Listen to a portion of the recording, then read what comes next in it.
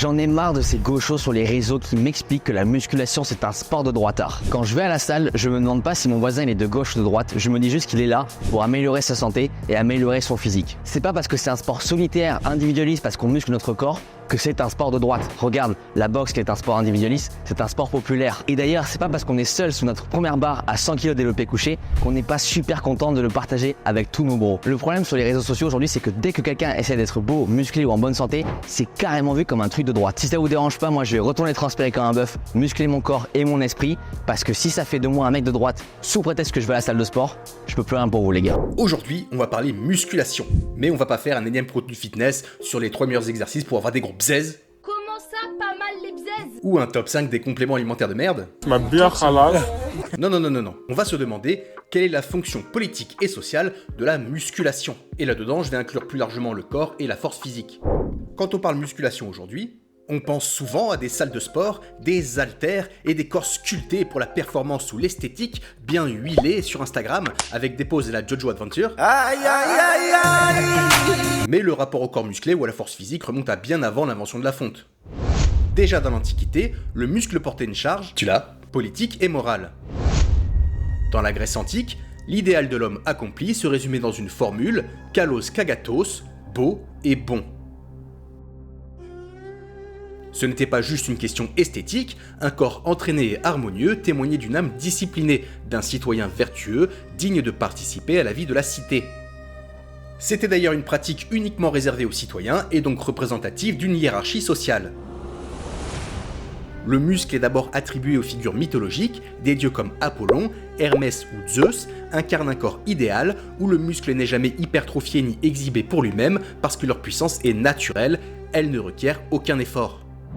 C'est comme Thor dans la mythologie nordique, il n'est pas représenté comme étant très musclé à l'origine, parce que sa puissance ne vient pas d'une discipline corporelle, mais est héritée de son statut divin. A l'inverse, les héros comme Héraclès, Achille ou même les monstres possèdent un corps véritablement surhumain, dont la force est souvent liée à la violence et à l'épreuve. La calotte d'eau, c'est moi, Jesus. Si le corps héroïque est admiré, il est aussi dangereux. Il flirte avec l'hubris, le fait pour un humain de vouloir dépasser la place qui lui est assignée dans l'ordre cosmique. La Grèce antique ne valorise donc pas le muscle ou l'hypertrophie comme une fin en soi. L'entraînement corporel est collectif et ritualisé, on se muscle pour être à la hauteur de la police. La police, la cité. Pas la police, bref. Le gymnase était l'institution centrale de cette culture, les jeunes hommes s'y entraînaient nus, mêlant exercice physique, discussion philosophique et formation militaire. C'était donc une injonction sociale structurante, une éducation du corps au service de la démocratie. C'est une honte pour un homme de vieillir sans avoir vu la beauté et la force dont son corps est capable. Socrate. À Rome, le rapport au corps change subtilement à partir de la République tardive et plus encore sous l'Empire. Le pouvoir devient centralisé et l'élite ne cherche plus à incarner un idéal harmonieux mais à conquérir. L'idéal grec du corps équilibré cède la place à une vision plus utilitaire. Le corps fort est un outil militaire avant d'être une quête morale et la virtus, mot qui donnera le mot virilité, désigne d'abord la bravoure du soldat. Mourir au combat est présenté comme l'accomplissement visible d'un devoir envers la République et les ancêtres. Avec l'Empire, les élites se détachent peu à peu de la pratique physique, délèguent la guerre et se tournent vers l'art oratoire et l'administration. Le muscle devient peu à peu l'affaire des esclaves et des soldats, et le corps actif glisse vers les marges de la société aristocratique. Il ne disparaît pas, mais perd sa fonction de marqueur social symbolique.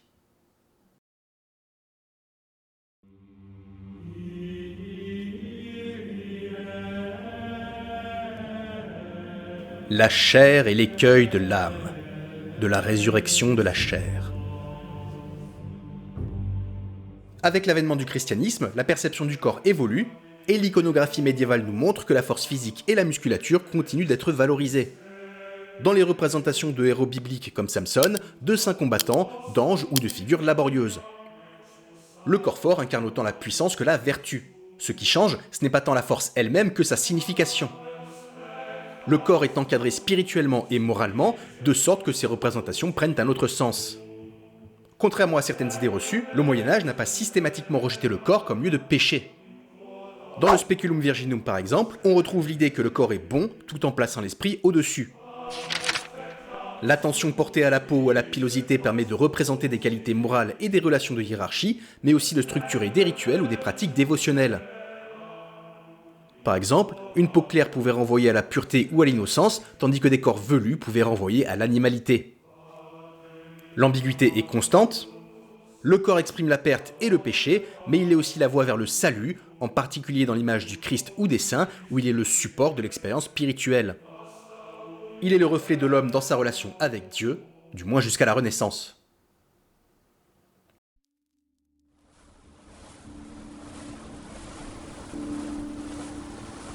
La colonisation de l'Amérique amène le monde chrétien à se confronter à des populations jusqu'alors inconnues. Une réflexion s'amorce alors sur la pluralité des corps du monde.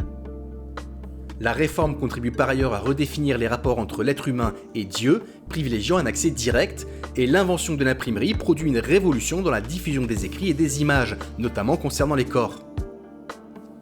Enfin, la Renaissance voit l'essor des dissections anatomiques.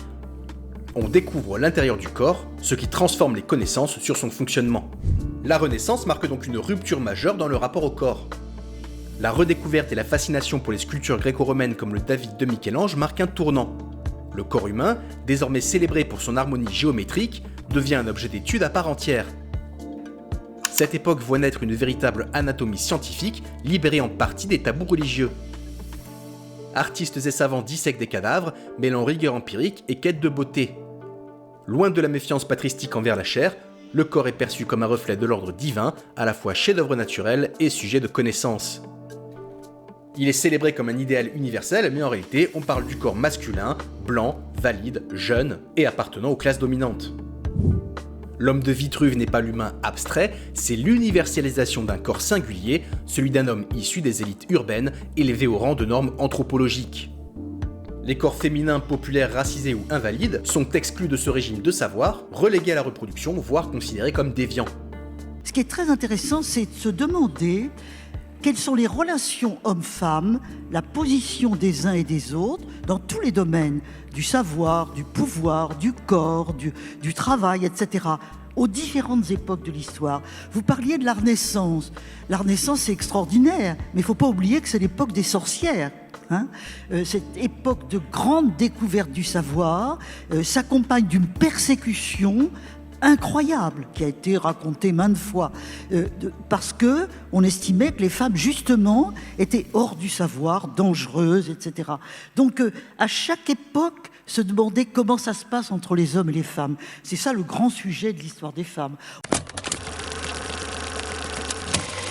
Et cette vision du corps en tant qu'objet de savoir se poursuit au XVIIe et XVIIIe siècle sous les Lumières et sous la Révolution industrielle. À mesure que l'Europe produit un corps idéal, elle produit aussi des corps autres. Le corps noir, par exemple, n'est pas simplement exclu de la norme, il est assigné à une fonction, il est pensé comme corps de travail. Les récits coloniaux le décrivent comme plus endurant, moins sensible à la douleur, et cette naturalisation sert à légitimer l'exploitation et la violence. On fétichise le corps noir tout en le déshumanisant. La force physique n'est plus signe de vertu ou d'idéal, mais preuve d'une supposée infériorité morale. Le corps noir est réduit à ce qu'il peut produire, de la violence ou du labeur, jamais de la pensée. Kant écrira d'ailleurs « Les nègres n'ont par nature aucun sentiment qui soit au-dessus du trivial, ils peuvent être dressés, mais jamais cultivés. » Cette déshumanisation a aussi une fonction épistémique. Les corps noirs deviennent des terrains d'expérimentation, des pratiques médicales violentes sont testées sur eux au nom du progrès scientifique, puis appliquées au corps blanc. Le savoir moderne sur le corps se construit ainsi sur une asymétrie radicale, certains corps comptent, d'autres servent. D'un côté, les Lumières célèbrent la raison humaine, de l'autre, elles inventent le corps-machine. Lavoisier, le bon apôtre qui découvre l'oxygène, passe son temps à calculer combien de calories brûle un portefaix, et les physiocrates établissent des tables de rendement musculaire comme on évalue des bêtes de somme. Il faut évaluer la force productive d'un homme comme celle d'un cheval. Quesnay, analyse de la formule arithmétique du tableau économique. Le muscle dans ce contexte devient une unité de rendement, un outil à exploiter. Ce sont les corps de la classe laborieuse qui s'usent, qui suent, qui crèvent à la tâche, et Karl Marx parle de force de travail, le corps transformé en marchandise, une puissance productive dont on cherche à extraire le maximum de valeur. Plus tard, Michel Foucault parlera de corps disciplinaire, un corps façonné pour être productif et obéissant. l'école, l'armée, la prison, l'usine, deviennent des dispositifs de dressage où la force physique est encadrée et normalisée. Pas question d'un corps libre et encore moins d'un corps rebelle, en tout cas si vous ne faites pas partie de l'élite. Quant au corps féminin, très largement invisibilisé, il est construit avant tout comme reproductif et soignant, alors même que les femmes travaillent massivement dans l'industrie. Leur force de travail est exploitée, mais pensée comme secondaire, tandis que leur corps reste défini par sa fonction maternelle, réelle ou supposée. La maternité sert à limiter leurs droits et à restreindre l'accès à certains emplois ou à justifier des écarts de rémunération. Espèce de chômeur! On a donc une double extraction de valeur, l'exploitation du muscle des hommes des classes populaires et l'exploitation non rémunérée du travail reproductif des femmes. T'imagines si 200 ans plus tard c'était encore le cas ?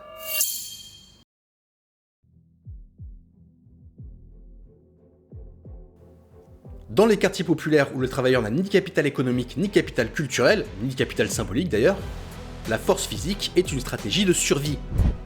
Le capital corporel se transforme en virilité sociale, une armure contre l'humiliation quotidienne et un outil de résistance à la domination.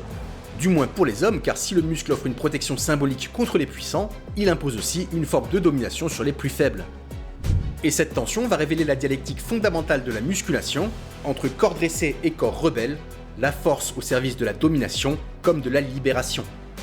Tantôt moyen de survie dans les quartiers populaires, tantôt idéal disciplinaire chez les dominants, elle s'inscrit toujours dans un rapport de pouvoir qui justifie des hiérarchies sociales. Le corps est le site originaire de la lutte des classes. Dans les représentations bourgeoises de l'époque, le muscle n'est ni érotisé ni héroïsé lorsqu'il est associé aux classes laborieuses. En revanche, la force peut être admirée voire fantasmée lorsqu'elle est détachée du travail productif et réinscrite dans d'autres dispositifs plus nobles. Chez les officiers militaires, dans les foires ou à travers les gymnastiques nationales comme la gymnastique suédoise, bref, quand elle est contrôlée et contrôlable. À partir du milieu du 19e siècle, cette exigence de mesure ouvre la voie à l'intervention croissante des savoirs experts, notamment la médecine et la statistique, qui vont normaliser le corps. En mesurant, les scientifiques classent, en classant, ils hiérarchisent. C'est ainsi que naît le projet politique hygiéniste, articulant ordre moral et efficacité productive, qui va servir à décider quels corps sont utiles, quels corps sont désirables et quels corps sont indésirables dans ce nouvel ordre social. La statistique et l'anthropométrie deviennent des outils centraux des gouvernements et permettent une gestion mathématisée de la population. Adolf Quetelet, avec la notion d'homme moyen, transforme une moyenne statistique en norme implicite. Ce qui s'en écarte devient une anomalie, et le corps sain cesse d'être une possibilité parmi d'autres pour devenir une obligation sociale.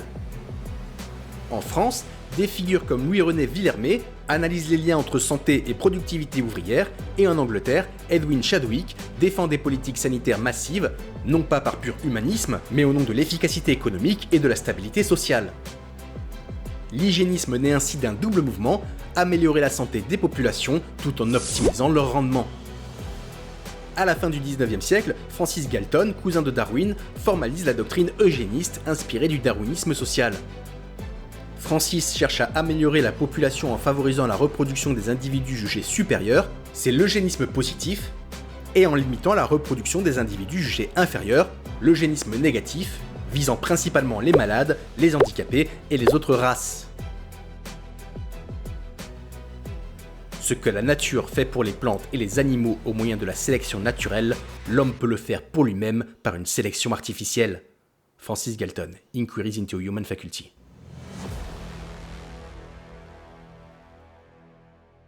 Cette radicalisation de l'hygiénisme est d'autant plus puissante qu'elle se présente comme scientifique et progressiste. Elle est soutenue par de larges pans des élites intellectuelles et politiques, bien au-delà des simples cercles réactionnaires. Certains médecins et démographes y voient un moyen de lutter contre la pauvreté, la criminalité, bref, la dégénérescence et l'inefficacité économique. Vous savez qui fait ça également ?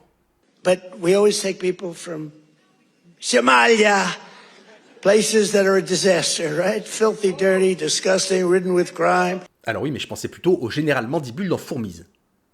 Workers, they're weak. They lack discipline. They lack commitment. Everybody is working, full tilt as it is, and... You can't help it. It's your nature. Dans ce cadre, la force physique n'est plus une simple capacité fonctionnelle, mais un indicateur de valeur biologique. L'esthétique du corps fort au service de l'État devient le support visible d'un ordre social, un symbole de virilité et de puissance nationale, tandis que les autres sont perçus comme des menaces pour le corps social dans son ensemble. Et le régime nazi en est l'exemple paradigmatique. Le nazisme et le fascisme italien revendiquaient explicitement la récupération de l'imaginaire romain d'un corps viril et conquérant, et se sont également inspirés des doctrines eugénistes déjà mises en œuvre aux États-Unis, comme la stérilisation forcée et les lois sur la ségrégation raciale. Et à partir des années 30, le corps devient l'instrument d'une utopie raciale.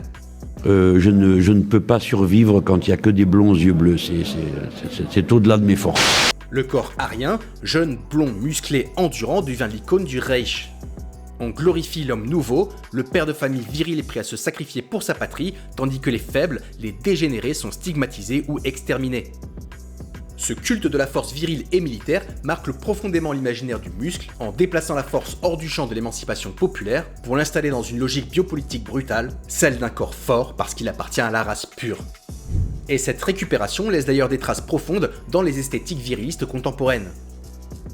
On la retrouve dans certains fantasmes autour de l'identité et du retour à l'ordre, et ce n'est pas un hasard si les mouvements néofascistes modernes et toute une partie de l'extrême droite valorisent la musculation, les sports de combat ou l'entraînement de type militaire. Ils y voient une manière de forger des corps disciplinés et de dominer les plus faibles.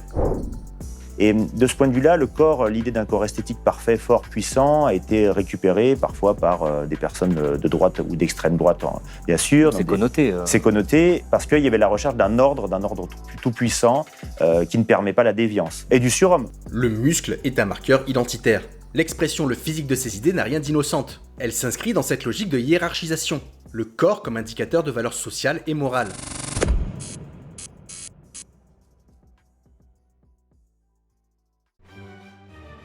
Après 1945, la valorisation de la force physique change de signification. La guerre ayant laissé derrière elle l'image d'un corps viril devenu instrument d'oppression, il est délégitimé, voire méprisé.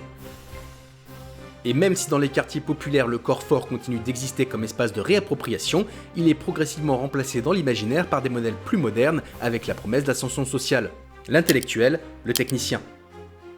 Ce sont eux, désormais, les nouveaux modèles de réussite, les idéaux promus aux enfants des classes populaires, fais des études pour ne pas finir ouvrier comme ton père. Durant cette période, les classes populaires, du moins les classes populaires blanches, bénéficient d'un accès élargi à la sécurité matérielle au début de la société de consommation.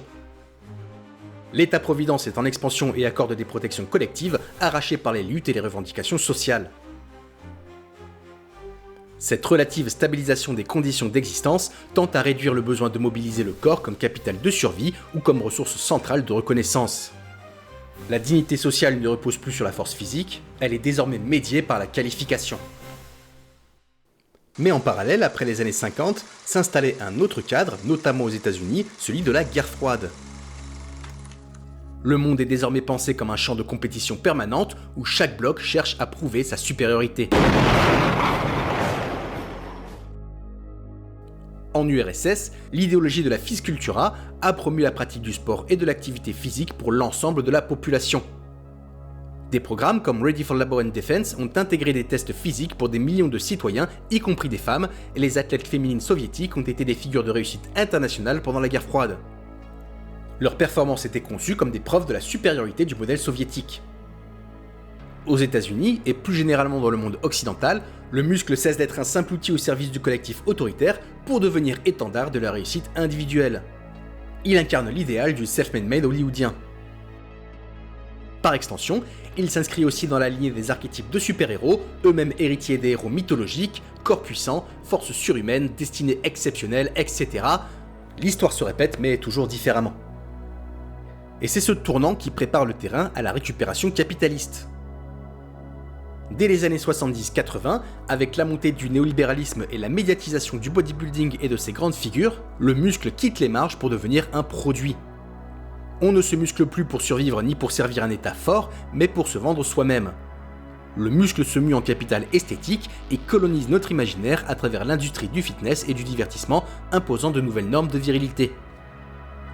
Jean Baudrillard, sociologue, philosophe et théoricien français majeur, souligne que le capitalisme moderne a transformé la quête du corps idéal en une course consumériste. Les réseaux sociaux, la publicité et le marketing imposent des modèles toujours plus normés et paradoxalement toujours plus inaccessibles. Ils transforment la musculation en une industrie globale où le corps n'est plus un outil de production ou de conquête, mais une marchandise, voire une entreprise que chacun doit gérer et faire fructifier. La valeur personnelle devient indissociable de l'apparence. Et si aujourd'hui autant d'hommes veulent être musclés, c'est parce qu'ils sont eux aussi rattrapés par les injonctions esthétiques qui, on va pas se mentir, n'ont jamais été symétriques envers les genres. Et c'est toujours pas le cas. Mais le capitalisme a très bien compris qu'il pouvait exploiter l'insécurité des hommes comme il a longtemps fait chez les femmes. Résultat, les réseaux sociaux sont envahis de coachs, de compléments alimentaires, de jeunes prêts à tout pour correspondre à des canons de beauté inaccessibles, et pour beaucoup, le muscle devient la réponse à une société qui rend vulnérable. Dans un monde où la survie matérielle et l'existence symbolique dépendent de forces extérieures structurées par le marché, ce besoin de reprendre le contrôle crée de nouvelles formes de fragilité et de hiérarchie. Aujourd'hui, j'identifierais une troisième phase où, dans le cadre de ce que j'appelle le capitalisme des vulnérabilités, où les individus sont marqués par l'apparition de crises de différentes natures, financières, sanitaires également, ces crises-là produisent des peurs chez les individus, produisent un sentiment de vulnérabilité qui les amène à se tourner vers leur corps en tant que ressource immédiatement disponible et potentiellement utilisable pour faire face à ces vulnérabilités. Et là, la demande de production du corps et en particulier de production du muscle qui est associé à cette santé se développe très très largement. Cette obsession pour le muscle n'est donc pas qu'esthétique, elle traduit souvent une peur sourde, celle d'un futur chaotique. Certains s'entraînent comme s'ils se préparaient à un choc, les pratiques s'intensifient voire se militarisent, avec un engouement croissant pour les sports de combat ou les entraînements extrêmes, comme si le corps devait être prêt à survivre à la crise qui s'annonce. Petite parenthèse, un corps très musclé, c'est pas nécessairement adapté pour la survie, parce que ça demande beaucoup d'énergie, et en plus de ça, les normes elles ont tellement été poussées que pour se retrouver dans les codes, en fait, il y en a beaucoup qui doivent avoir recours au dopage. Mais bon bref, on va pas chipoter parce que je suis pas là pour parler du dopage, et j'ai pas non plus parlé des bénéfices importants pour la santé physique et mentale du sport ou de la musculation, ni des dérives potentielles, justement comme le dopage, etc. Parce que c'est pas le sujet, c'est pas mon sujet là. Ça va déjà durer trop longtemps. Bref, revenons à nos moutons. Socialement, le muscle est une valeur immédiatement mobilisable. Les diplômes ou le statut professionnel sont plus difficiles à lire, là où le muscle est immédiatement visible. Il permet d'habiller le corps et d'offrir une distinction symbolique comme le costume ou la Rolex, raison pour laquelle certaines figures de l'entrepreneuriat cumulent les deux. Une mise en scène de la performance individuelle et de la réussite matérielle, bref, une démonstration de pouvoir. En ce qui concerne la musculation féminine, elle est assujettie à une dialectique similaire. D'un côté, elle constitue un espace d'émancipation où les femmes s'approprient une force longtemps réservée aux hommes, et de l'autre, elle instaure une nouvelle norme oppressante. Les femmes doivent conjuguer musculature et féminité pour réussir à s'imposer sans déroger aux attentes du désir hétéronormé. La musculation féminine est elle aussi à la fois libératrice et aliénante, un terrain où se cristallisent des normes contradictoires sur le corps, le genre et la sexualité. Une femme trop musclée est fréquemment perçue comme trop masculine, et cette transgression des représentations traditionnelles entraîne une double sanction. La dévalorisation de la femme, jugée trop masculine, et la dévalorisation de leur partenaire, jugé pas assez musclé. Un homme moins musclé que sa partenaire perd son statut viril, il perd son statut d'homme au sein du couple aux yeux des autres hommes, voire il est accusé d'être gay pour aimer une femme qui reprend des codes masculins. Bref, qu'elle soit féminine ou masculine, la musculation dépasse la simple pratique sportive pour s'inscrire dans une dynamique plus large, celle d'une biologisation des rapports sociaux avec le corps comme critère de sélection et de jugement moral.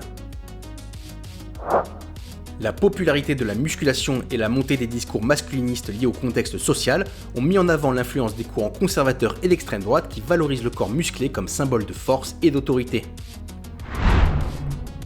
Cette esthétique virile, largement mise en scène sur les réseaux sociaux, sert autant à justifier des positions idéologiques qu'à s'intégrer au libéralisme en servant à promouvoir d'énormes tunnels de vente pour du coaching, des compléments, des stages ou des conseils pour devenir un turboman alpha.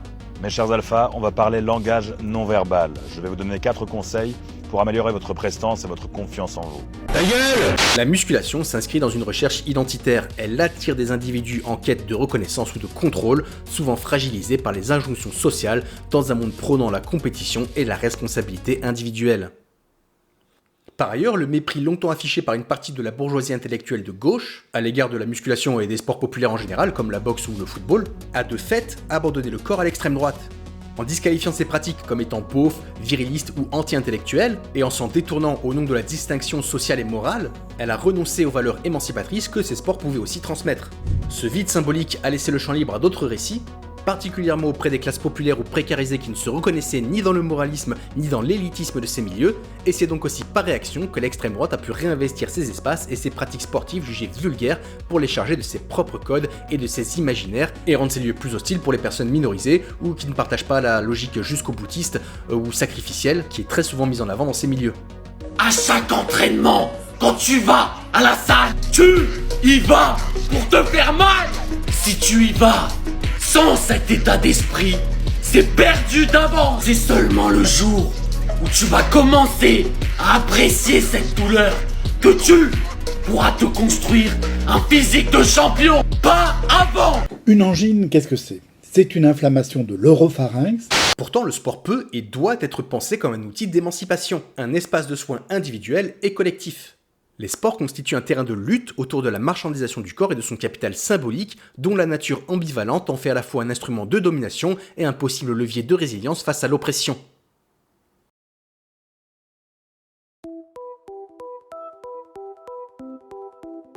Les rings de boxe étaient des universités de la rue où les jeunes noirs apprenaient la discipline et la dignité.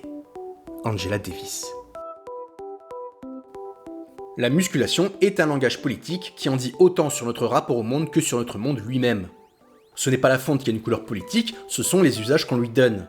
Et tant que le muscle pourra être à la fois armure contre l'humiliation et uniforme des dominants, il restera le miroir des rapports de force qui traversent notre société. Cette vidéo est à présent terminée, j'espère qu'elle vous a plu. Laissez un commentaire si ça vous a pas plu, laissez un commentaire quand même, hein, voilà, juste pour me dire que ça m'a pas plu. Ah, ça m'a pas plu, je me plains, je fais un commentaire. Fais ça, s'il te plaît. Pour chaque commentaire, pour chaque like, pour chaque partage laissé, pour chaque abonnement, ça c'est très important, voilà, pour chaque abonnement, je vous prédis plus 5 kilos à votre max au développé couché, voilà, c'est assez cadeau. Assez cadeau, ça me fait plaisir, c'est pour moi, voilà. C'est mieux que la créatine. N'hésitez pas à me suivre sur Instagram, on fait de la vulgarisation, de la propagande de grosses gauchias, on fait des mèmes antifa, bref, que demande le peuple, à part la révolution, voilà, la fin du capitalisme, hein. Toutes les sources sont en description, moi je vous fais la bise et je vous dis à bientôt, force à vous.